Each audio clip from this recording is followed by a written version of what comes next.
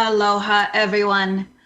This is Ashley from goldengoddesses.org, and welcome to the second episode of Threshold to Ascension Radio.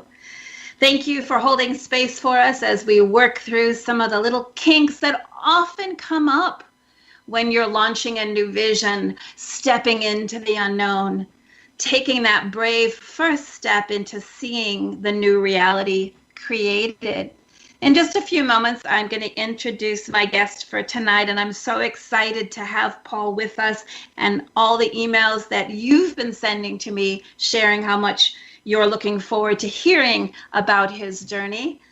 But I did first want to again thank Don at BBS for all he's doing to help me get this show launched, and to all of you who tuned in last week to the show with Laura Eisenhower.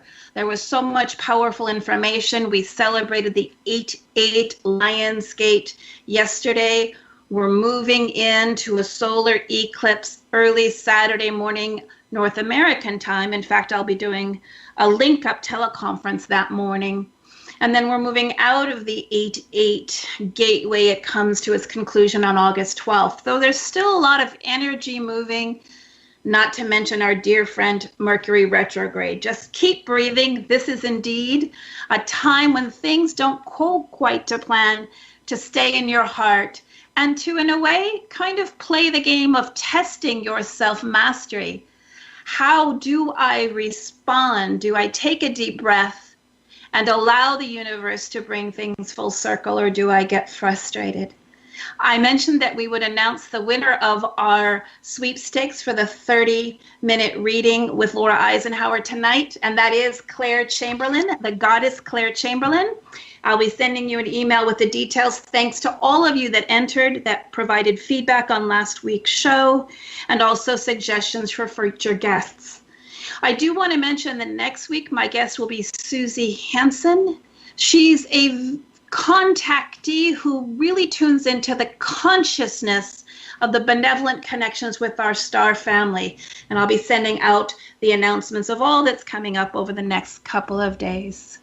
But without any further ado, I want to bring in my guest, Paul Richardson, who I first had the chance to meet via the phone November of last year, 10 months ago, when I had the honor of doing Paul's recap and counseling after his transpersonal release session. And during that conversation, we kind of got to know each other a little bit, kept in touch by email, and it just synchronistically, as the universe provides, Paul reached out just a few weeks ago to celebrate and to share his mission going blossoming and expanding. A little bit about Paul. There's a lot more in the BBS archive on our show page, but he has had such an amazing career and background. And although his heart's mission and the vision before he went into university was sustainable architecture, and he graduated with his postgraduate degree in that field, like many of us, our day-to-day life takes over, especially when family comes into play, responsibilities, and how do we make it in the 3D world. He's very successful in the corporate side of his architectural and project managing skills, being the lead person on many 5- and 6-star deluxe hotels like St. Regis, Ritz-Carlton's, creating penthouses for presidents and very wealthy people. And although the material success was there, there was still something missing in his heart. And he continued on his journey with this little nagging voice that many of us can relate to, that there must be something different. He found himself at a point trying to honor his path, but yet caught up in the regular work world. He's traveled throughout the world, building and constructing and project managing. There came a time, however, in about 2013, when his voice of his soul started to speak a little bit louder. He started to think that architecture may not be his path, and he tried to appease it by following another passion, which was music. But that too didn't really fill his soul's calling. He hit a major juncture on his journey, like many of us do, and began the looking within to find the truth of what his heart's calling. And of course, oftentimes it is special occasions, in this case, Paul's 40th birthday in the early 2016, when he truly knew it was time to begin making drastic changes. And at that point, he dedicated himself to daily meditation and self-reflection to either find peace with the path in the corporate side of architecture or to ask Source to open up what it was meant to be for him. In September of 2017, Paul journeyed to Peru, to the Amazon rainforest, to spend time there with the medicine men, the shamans. And for him, that was a turning point, a catalyst. When he returned back to Kazakhstan, where he was immersed in the 3D, project managing the fit out of a 6-star hotel, he started receiving details and downloads, things that he could no longer ignore. And that awakened with him a deep sense of renewed purpose. And I love how he says that the creativity and inspiration that had been drummed out of him through the corporate world was now back with full force. And I often tell people when I'm doing counseling, there comes a time when your higher self turns up the volume until you can no longer ignore it. One of his initial callings was to go to New Mexico, where he found a large parcel of land. And he had visions of building a community there, but more so than a community, also including a living school that would be an educational and inspiring platform to teach the tools of self-reliance, natural building, permaculture, etc. That led to the founding of his company, Haven Earth, which he felt he needed to bring to life to be able to offer some platform to assist with the transition into a community-centric model of living. We'll talk about his journeying to South Africa in 2018, where he met Alosha Linov, and also his venture to Moscow, Russia, where in May 2018, believe it or not, he and Alosha sat down as part of a government conference in Russia talking about sustainable building and pilot projects outside the capital city. He's working in harmony with Alosha at Bioveda Academy and many others in his spirit group that have been called together as different pieces of the puzzle to share their vision. I love how he says his driving force is to create a platform that can facilitate the co-creation of sovereign, creatively self-reliant communities globally. And there's so much more to your bio, Paul. I hope I did you justice, but I just want to say thank you. I know it's the wee hours of the morning in Turkey, but welcome to the show. Hello, Ashley. Thank you for lovely introduction. It's very nice. Yes, it's still dark outside. It's 5 a.m., just after 5 a.m. here, but I got up and did a little meditation and just grounded myself in the space to be able to be present with you now in the United States in the hours of the evening there, I think. Well, that's beautiful. And we do have listeners from Australia and from Israel and from across the world as well. And I also love, to me, I think of you as a new reality visionary, right? A sustainable architect, a visionary eco community developer. And I love how you talk about getting together with eco wizards to create the new reality. Before we get deep into your projects, part of what we like to do here on Threshold to Ascension is have people share what it was that took you from your corporate life into having the courage to fully step into this mission, and how the obstacles you may have encountered along the way, you turned them into opportunities. Can you take a few moments and kind of set that stage for us? Yeah, I think, I was always questioning things, as far as I can remember. What's my path?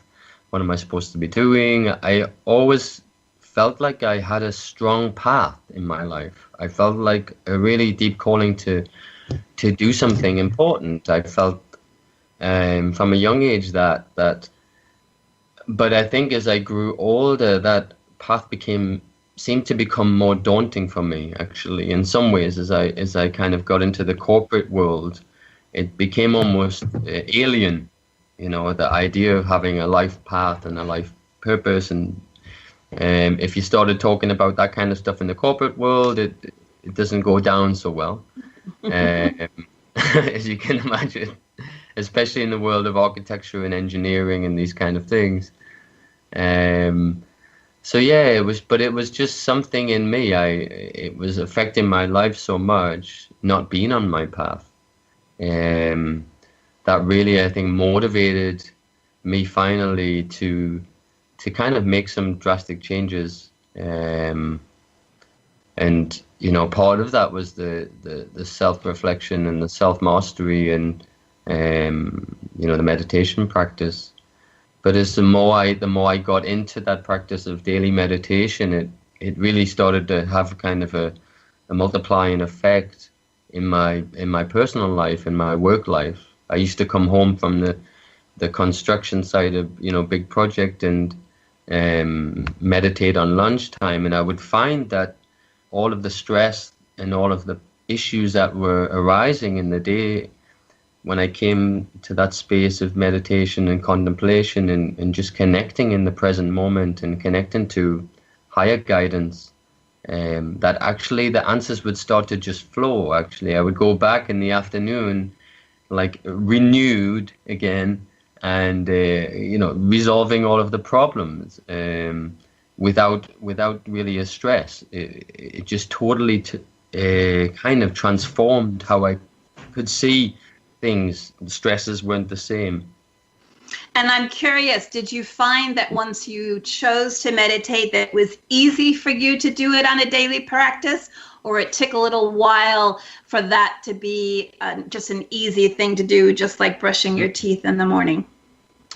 Yeah, exactly. I think it was important. I tried meditation before. I'd gone to Vipassana retreat in 2012.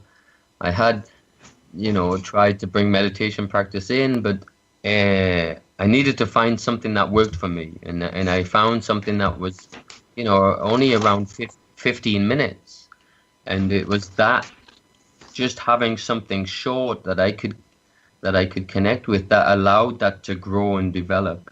I think if I had to do like an hour or two a day, it would have been just maybe overwhelming, and it wouldn't have stuck. But just doing it every day, a small amount, was key, I think, to kind of breaking through the limitations I had with just being able to connect in meditation. And over the period of time, it grew, and then started drawing to me people like yoga teachers and spiritual people in Kazakhstan, where I was, and we started to become friends, and we'd started a little group meditation, and they wanted to be in my energy. They wanted to be in my energy because it was starting to transform. I was starting to have a metamorphosis in myself. And about how long would you say in Earth time it took from when you began that practice to truly begin to seeing the fruition of the universe bringing back into your life these people and the experiences and the synchronicities?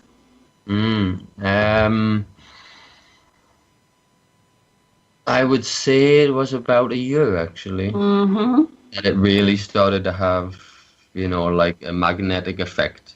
It definitely helped me with the stress before that, and managing my life better. But in terms of actually that transformation of my energy field, possibly and that would start to draw in people on a similar frequency, I guess.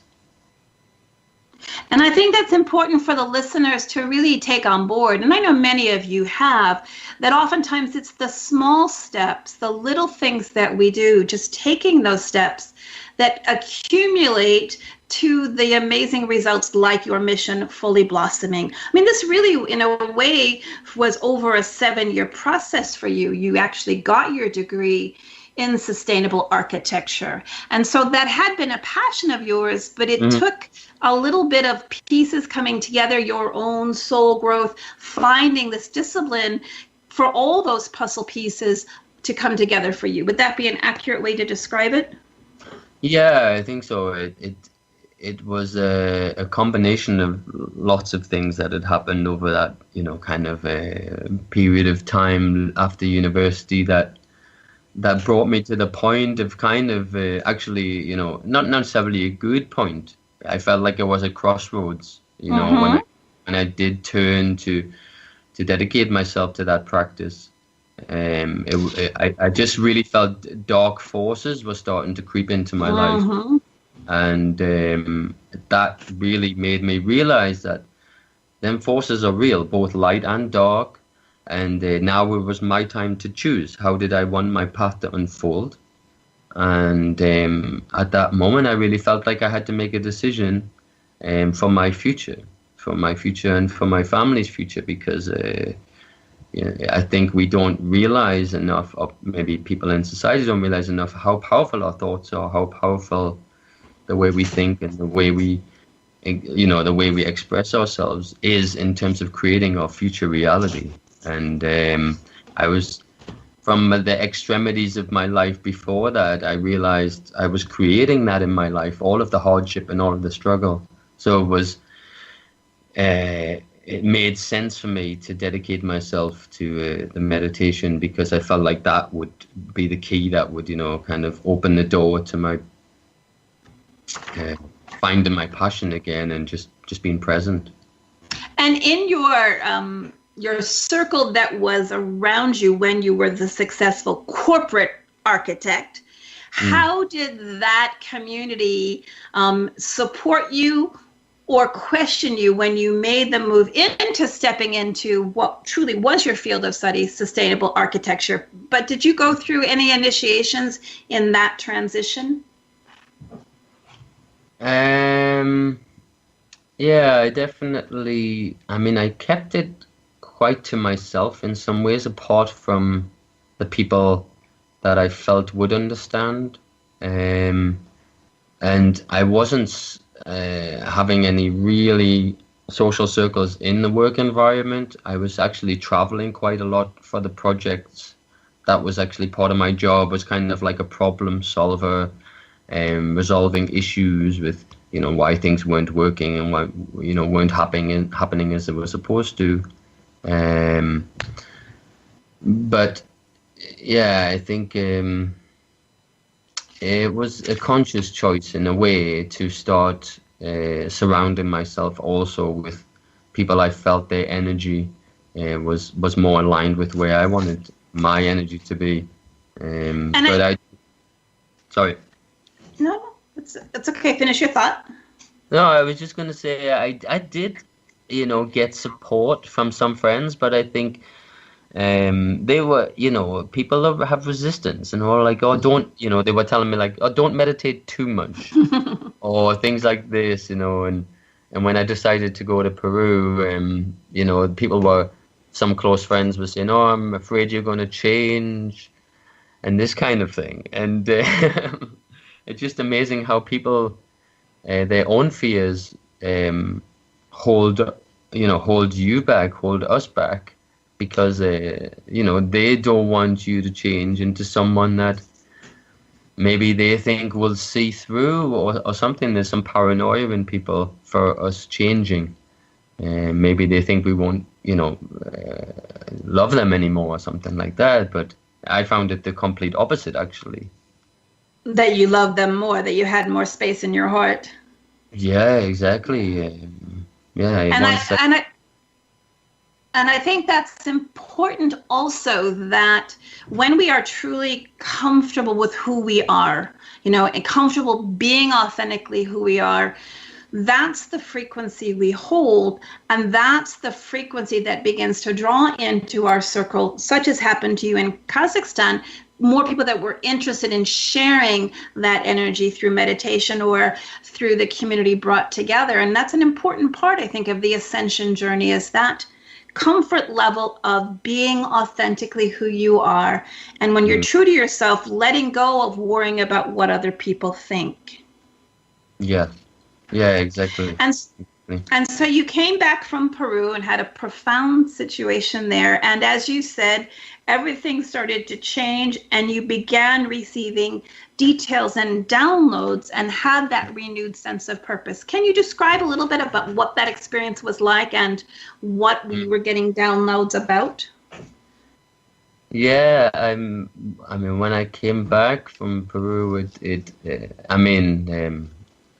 I was like an open book right then,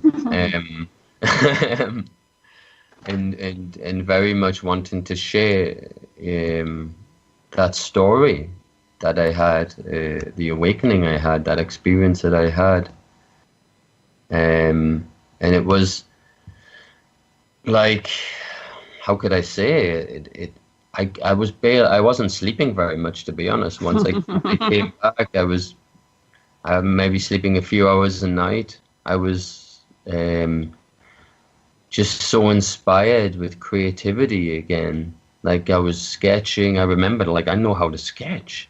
I know how to draw. I know how to be creative. It was like I was given a new set of tools that I forgot I had.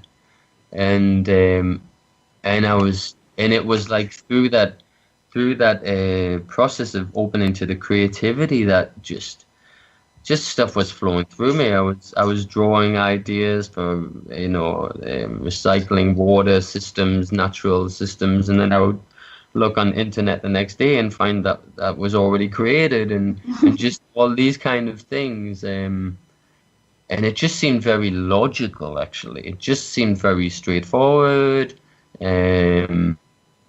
But like in another sense, it was very exotic as well, because the information that was coming through was like taking what I had thought about through my education and through this, through life and observing, the world of conspiracy, and opening myself over time to the situation on the planet. But it just kind of brought all that together and showed me, like, everything happened for a reason in your life. It's brought you to this point to have this knowledge, have this information, have this awareness. And then I don't know, it's hard to say whether it was, a higher self or guides, but that information was literally, I wasn't talking, I wasn't contriving things, and I was just going with that flow, and it was leading me in the direction that I'm eventually come to now.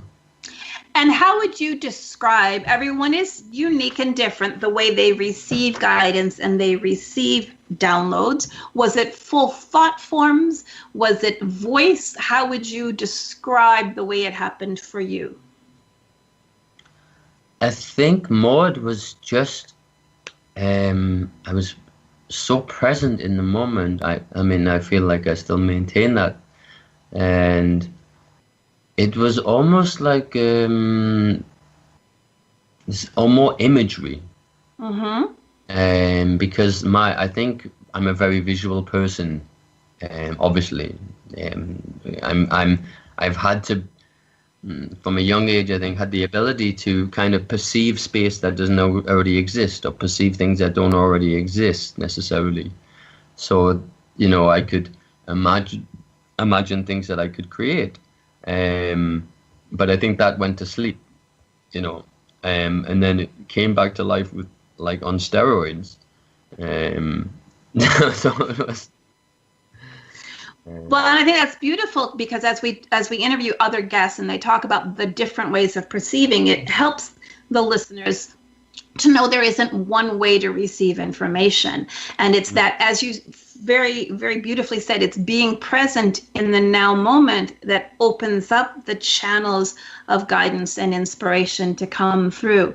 And we're going to take just a short commercial break. But when we come back, I want to talk about how going to New Mexico and then going on to South Africa began to opening up doors to where you are now. So we'll just take a short break.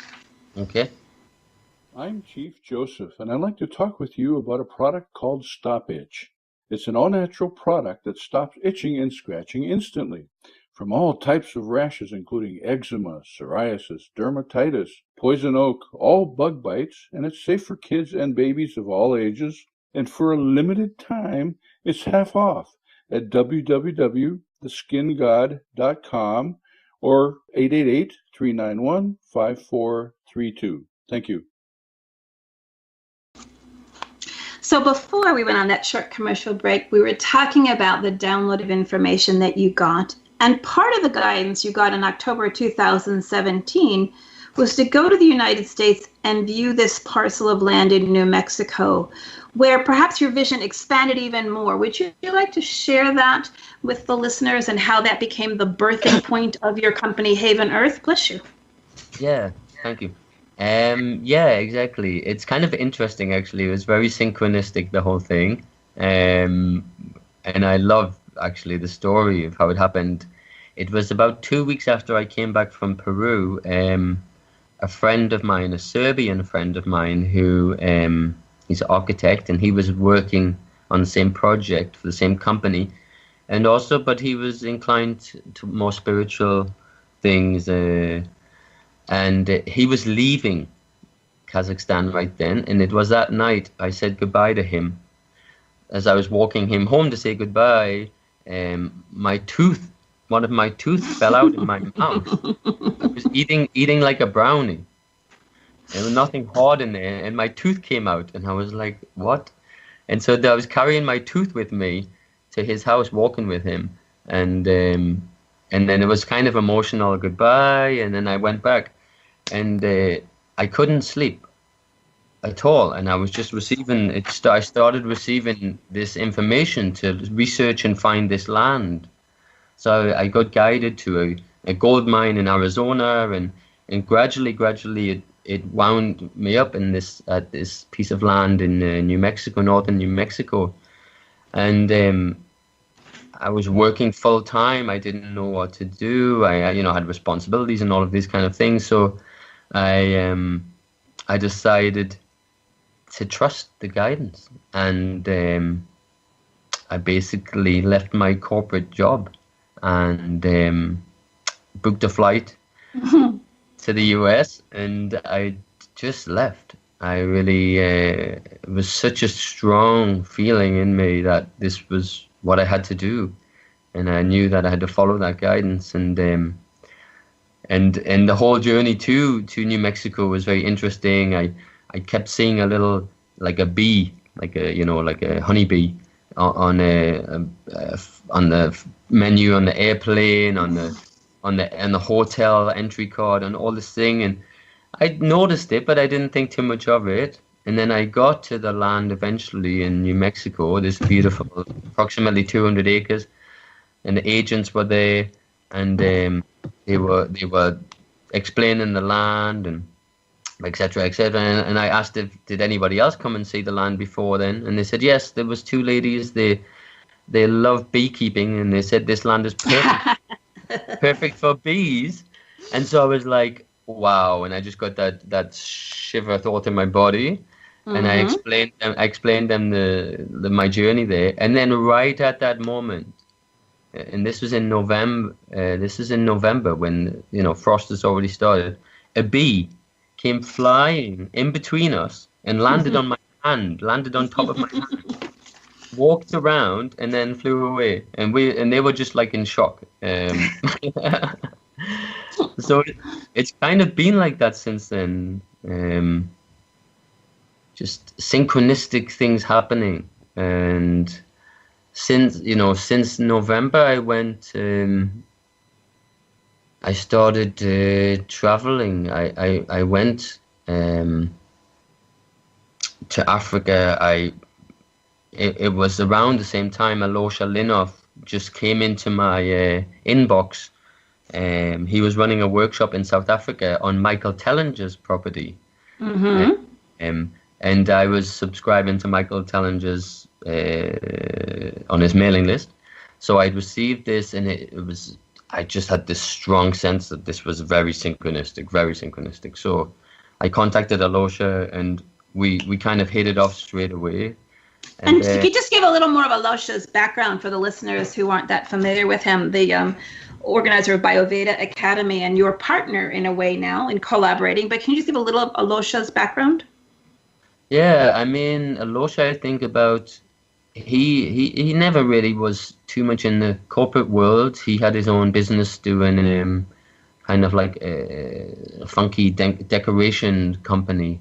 And then he got onto his own journey to his property in Johannesburg. He's basically turned that into a self-sufficient homestead, and he's created a model from that. How to upcycle water, how to, harvest all these things, natural building, water purification systems, and he's created, online courses so people can learn all these tools over, and. So you were called to meet up with him at an event he was putting on in South Africa, and what happened once you got to South Africa? Well, I got there was about 20 people in the group at the workshop, and we were there to build a couple of, like a small dome dwelling, and I shared, I think it was the second day, Alosha had asked me to share some of my drawings because he had seen some of the sketches and liked them. I shared like a small presentation with the group and explained my vision of Haven Earth that had been coming through. And it was amazing, it was amazing. Just the Yeah, and can you go a little bit deeper into that vision of Haven Earth Center, because this is really important in the totality of what you're drawn to do now. Yeah, exactly. I mean, I think for me, I always had this feeling to want to live in nature, but I felt like there was, there was, two worlds. One was the regular dominant system in that world, and then you should go and live on your own if you want to live outside the system. And I felt like it wasn't. We needed to create some platform, some transitional way where we can still have the things from that we've created in this system that still benefit and fit a new model, a new paradigm. We don't have to throw the baby out with the bathwater. So this for me was really important to understand, like, what was that missing piece that was going to allow these kind of organic communities to develop, because I heard from many people they were interested to live in some kind of community, but no one seemed to really know how to do it. There was no real models that were showing a way. Yes, there was a few, here and there, but nothing that would give like a comprehensive way to develop these kind of projects on a global level. So for me, Haven Earth was really trying to become that transition. Not trying to tell people how they should live necessarily, or to create some kind of sense of utopia, but to educate and empower people to be able to co-create them communities themselves with the support and guidance of a company like Haven Earth. Because I think essentially we can't make this transition on our own, and no one company or government can do that. It needs to come from people. They need to stand up and take ownership of their own life and their own amazing abilities to transform the world. And I think we want to empower them through Haven Earth rather than to disempower them, I think is the key. And I love when you talked with me earlier about Haven Earth Center, how you talk about these different communities, the central building, kind of the starting point being the heart and the brain of the community, and building off from there, and how really this self-supportive, self-regenerative living models are blueprints of transitioning into what we see as the new earth. Would that be an accurate way to describe it? Yeah, exactly. And when we in Russia, we went to Moscow in May this year. It was really out of the blue as usual. I've been living in Airbnb and in different countries since basically last September, really. I haven't put my roots down somewhere because I feel like my roots are within me and connection to source. And so we got invited to this conference in Moscow to part of a think tank to develop sustainable cities of the future. And it was a government conference, correct? It was actually bureaucrats. Yeah, exactly. It was actually put on by the medical, the head of the medical industry institutions because it was spawned by them because of the deteriorating health conditions and things like this. But it was great, and it's from that event come a group. We created a group, and we're developing further to build pilots. But I think the thing that really struck me about that was that it's a very cumbersome, very bureaucratic kind of dinosaur, trying to change a light bulb. This is a very delicate thing about what we're doing to create this new reality, creating these new communities. But the hands of government are just very clumsy, I think, when it comes to these kind of things. And it just felt like they weren't able to, they can't step outside of the paradigm to envision the new. It's how can they fix it from within almost? So I think that's why our message that we were sharing really resonated with a lot of people. And now we're working with a group in Moscow to kind of develop the process of what it is. What exactly does the center do?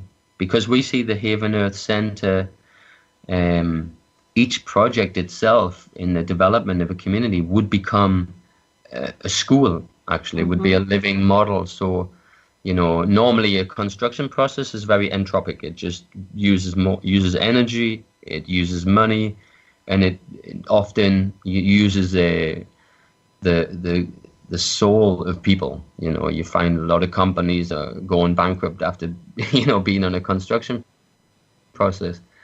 So we saw that the construction process could become this amazing learning opportunity, like a sacred spiritual event that would and they would be geared around this center building, which would have a multi-purpose. During the construction, it would be the heart of the school. People would come and learn there, and also we would offer other tools which would help people to transition and kind of unclutter the programming to allow them to be more accessible in the presence to help create these communities. Does that make sense? Absolutely, very well said. And what you're sharing about the old paradigms can flow from your echo and those trainings to really all walks of life and all visions that people have. Don't be stymied by the old paradigm. Be the one who chooses to look outside the box and look at a higher frequency. What are the possibilities of creating what we know is truth? And I believe that's a beautiful thing you're doing with Haven Earth Center in your collaboration with Ashav and this group. Call it a mastermind group without wanting to overplay that word of it. Just seems like, the water specialist comes in, and then the drainage specialist comes in, and the architect. And from what you shared with me, the universe is bringing you all together, and you have this very powerful co-creation and collaboration of birthing the new and letting go of it hasn't been done that way before. And instead of saying that, saying, why not? Let's do it this way now. Yeah, exactly. And to be, I keep checking in with myself in this process because it's so easy to start getting caught up in the ifs and the buts and the ifs and the buts. One day it might seem like, the future's brilliant and there's going to be some amazing things. And already you're detaching yourself from the moment, projecting yourself into the future. And maybe it feels good, And then in another time, it's the opposite. If something negative per se happens, and you're projecting into the future that reality. And I'm just keep coming back to the present moment. Because Very well said. That's the only moment that exists. So what am I doing anywhere else? And I fully trusting that I wouldn't be here now, and I wouldn't have come this far if there wasn't a specific plan and a path that this has taken.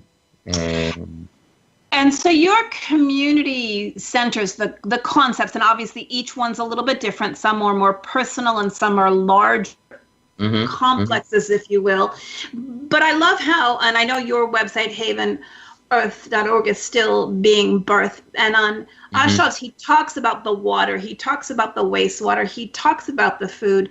Can you give a little brief overview of all the systems that come together to create this sustainability? Understanding that people can dive deeper on the websites if this is something that talks to their hearts. Yeah. I mean, generally, the systems, I mean, the way we're looking at it really is that it's to the microcosm where the homestead, like a 1 hectare homestead principle, where it's enough for a family, like kind of family compound almost, which should self-support that family from there. So it's rather than necessarily where there's a big farm and then a bunch of houses, maybe they're eco-friendly houses, but rather to engage everything on that property. So nothing leaves their 1 hectare. Their wastewater is recycled through constructed wetlands and biochar filters, all naturally derived and created on very low budget. The buildings are made from the earth and suited to that climate and region. We're using permaculture principles to develop that land. So it's self-regenerative, it's mimicking nature. So we're going to, create essentially, in the first few years, it takes time to establish permaculture, of course.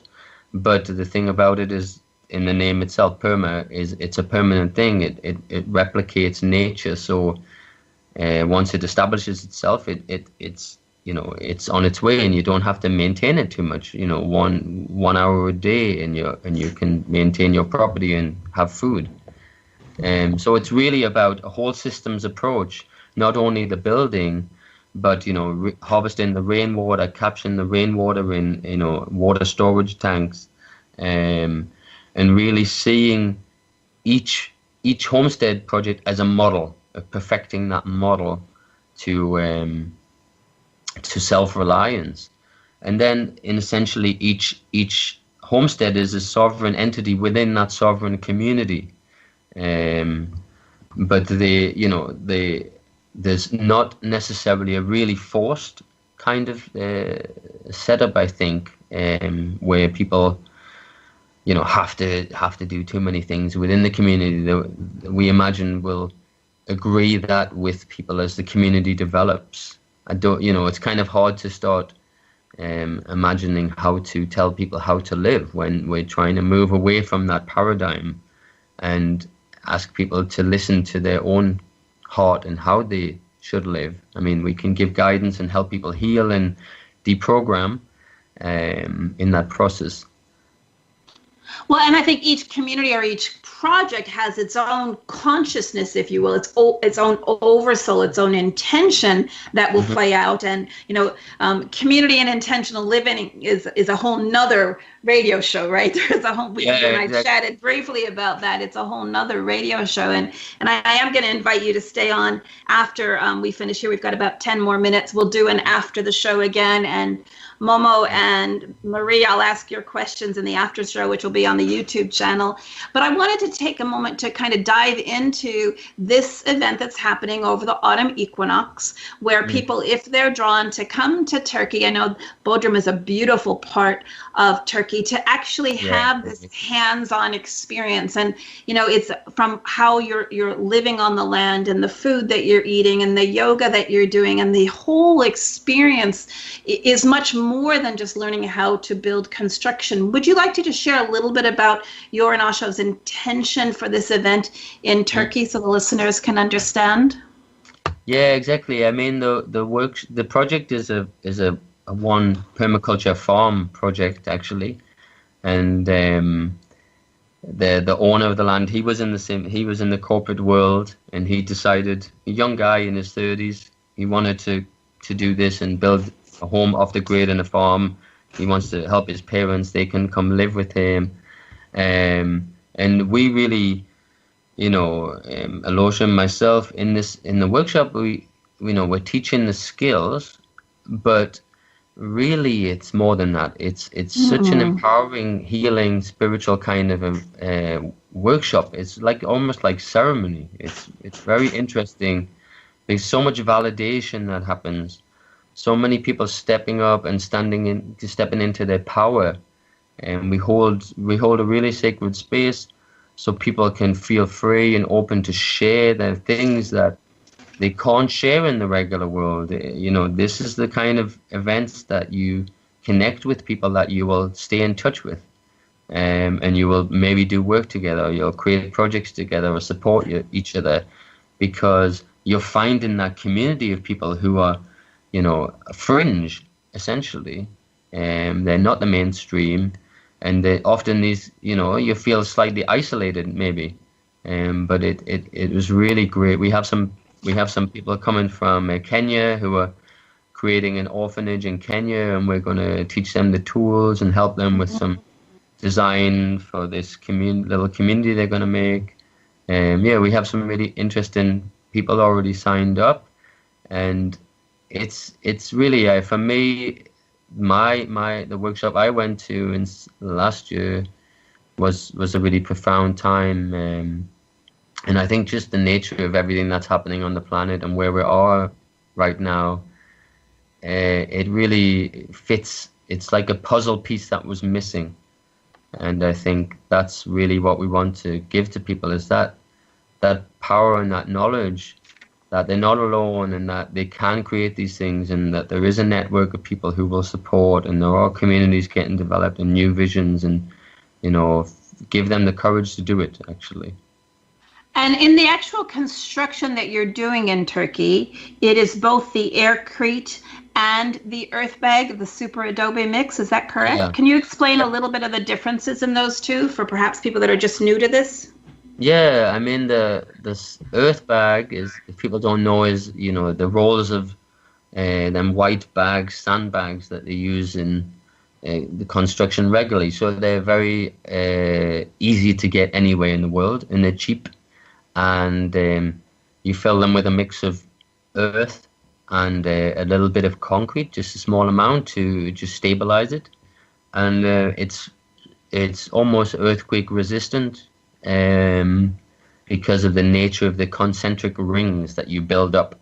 And we use the circular forms and the dome forms, because they're inherently the strongest forms in nature. It's like the arch spun 360 degrees. So these forms just are almost indestructible in a way, especially the earth bag. The aircrete is a slightly more ephemeral material. It's a lot lighter. As you can tell, it's called aircrete.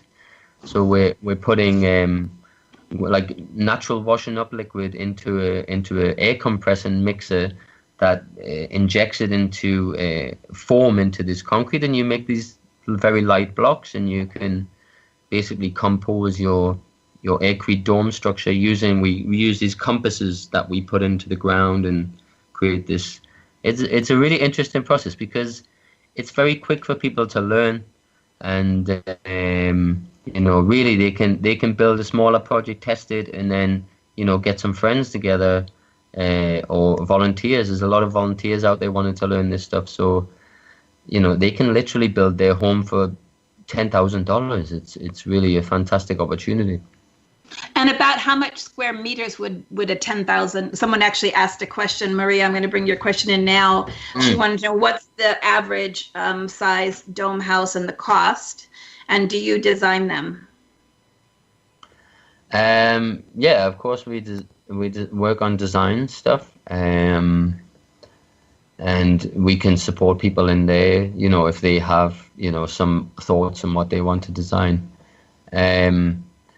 They're not necessarily, it is, we encourage outside living a lot, and we don't want, I've designed a lot of mansions, a lot of big houses and these things, and there's a lot of places that never get ever used, and it's soulless. But I would say that, you say you got a 5-6 diameter living room space, and then you've got a 4 or 5 meter diameter a bedroom and a dome, small dome for a bathroom. And the great thing about this is literally you can just add on over time. You can develop because it's cheap, and once you know how to do it, you can this weekend or next week I want to build a bedroom for your youngest who's getting a bit older and you want him sleep on his own. So yeah, it's very flexible, but $10,000 gets you the basic, like a 1-bedroom with a living space and kind of a little bathroom attachment. A little kitchen, a little cooking area, like obviously somewhere you can live with water, with a little solar panel, a little kitchen setup, a bathroom shower. Not just a shell, but we're talking about a standard finish of quality space.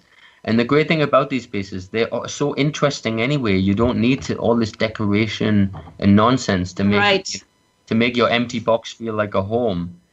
They already Yeah, like Maria and others said, they love the design of the turkey dome house. And I know that on the website, both on yourhavenearth.org and on the BioVita website, there is more information about the workshop in Turkey, what all will be included, and what people will be learning there. And we have just a few minutes. Also, Ashli has video training instructions on his website as well. Do you just want to take a minute to talk about that? Yeah, exactly. I mean, I went through all of his courses actually before I went to Africa to his workshop. He has a full course on the natural building, on actually creating the domes, creating these constructed wetlands. Basically, everything that he did to make his property self-sufficient in South Africa, make it into this abundant, kind of a permaculture property. He's videoed and documented this, and he's really a kind of impassioned guy who, really kind of inspires people. He's very, excited about what he's doing, and he loves the earth and loves growing. He loves recycling water, and he loves designing, creating these kind of things. So, yeah, they can, if people don't have, aren't able to come to Turkey. Obviously, it's a big investment for people. Maybe they don't have the time, but I would definitely encourage them if they're interested to look at the workshops online that Alosha has, because I think it's the next best thing and can prep people for coming to a workshop or for even trying out some stuff on their own. And it's just a great collaboration that you and Ashli are doing, and all the people that have been called together. And we are going to do an after the show. We're going to continue when this show comes to a close. So, Momo, we'll get to your question there. I just wanted to give you, Paul, an opportunity just to give the contact information, your Facebook and your websites one more time, and then I'll do a little wrap up for tonight's call. Okay, great. Yeah, I mean, first, havenearth.org is we just have a landing page right now, but shares some of our information and where you can join the mailing list and get more information. Also for the workshop, we actually just created for this show specifically a little landing page, and that's at www.yourhavenearth.org. bioveda, bioveda.co/HEC,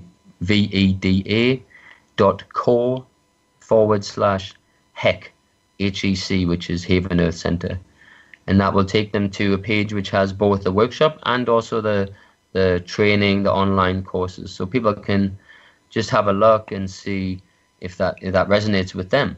I think fantastic. And I'm also going to add that information to the archive of this show before the archive gets posted. So if you didn't get that link down, it will be in the archive description of the show.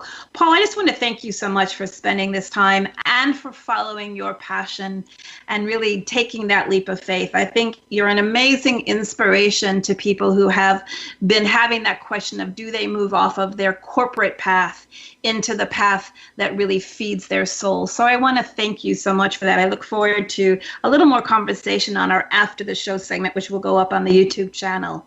Listeners, I just want to let you know once again, next week, my guest will be Susie Hansen, a conscious contactee and author of Dual Soul Connection. Saturday morning early, we're doing a teleconference for the solar eclipse link up, and next Wednesday, August 15th, the next series of the Wednesday teleconferences start. We're going to be focusing on lucid dreaming for a star family connection. Paul, Don hasn't played us off yet, so is there anything you want to leave as your closing thoughts for those that have been listening in, your concept of the new earth, or whatever your heart draws you to share? I think what I would share is that now is the time, really. Now is the time. It's being called in now and supported in so many ways. And I think people just need, it's really a small step actually now, I think, for people to take. So just find that courage in yourself and start doing it, because it will transform your life, really. Thank you so much, Paul. Thank you, listeners. Please help spread the word about Threshold to Ascension Radio. We're just launching, and it's our intention to bring you more and more of these amazing interviews with people who are walking their path and who have guidance to share how they got through the yeah-buts of their minds into the gift of truly walking your spirit walk. Paul, thank you so much for spending this time with me, and I'll see you in a minute on Skype. Good night, everyone. Many blessings. Good night.